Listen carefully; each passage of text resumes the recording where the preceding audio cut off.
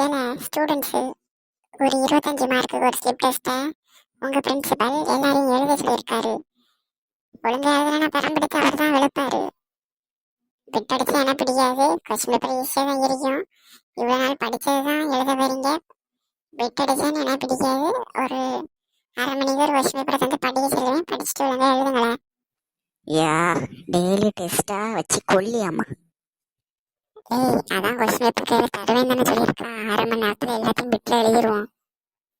சரி, எப்படியோ பேப்பரில் எழுதி வச்சுக்கோ, நீ கொஞ்சம் எழுதி வச்சுக்கோ. நான் கேட்க நேரம் நீ தாள, நான் கொஞ்சம் எழுதுதேன், நீ பாதி எழுது. சரி, சீக்கிரம் எழுது. இந்தாங்களே கொஸ்டின் பேப்பரு.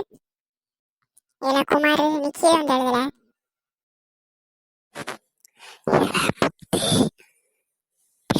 எடுத்து போடல.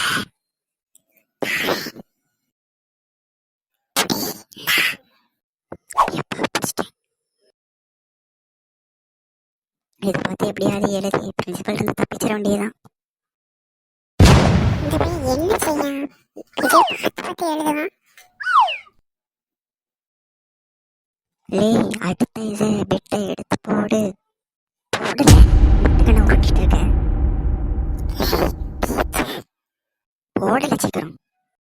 இவன் எதுக்கு பின்னாடியே பார்க்கான்? எம்மா, இது எப்போ பின்னாடி வந்துச்சு? இதை ஒழுங்கா அப்பதையே சொல்லி தொலைய வேண்டியதானே. முட்டைக்கண்ணை உருட்டுக்குத பாருங்க.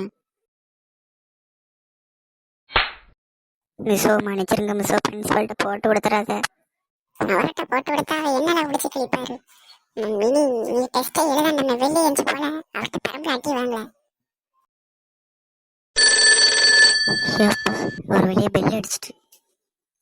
இந்த பேப்பர் திருத்திட்டு நாளைக்கு வாரேன். நாளைக்கு தானே அவங்க எல்லாம் இதுவும் தெரியும். வாரம்ல. இல்ல, அவ வந்து நிக்கான்னு முன்னாடியே சொல்ல வேண்டியதான்ல. எத்தனை தடவை சொல்ல உனக்கு புரியட்ட நான் என்ன செய்ய? அடி வந்து சாவு. உன்னை மாட்டி விட எனக்கு ரொம்ப நேரம் ஆயிருக்காது போ. நீ மாட்டினது இல்லாம என்னையும் மாட்டி விடுறியோ? எதுக்குள்ள அடிச்ச?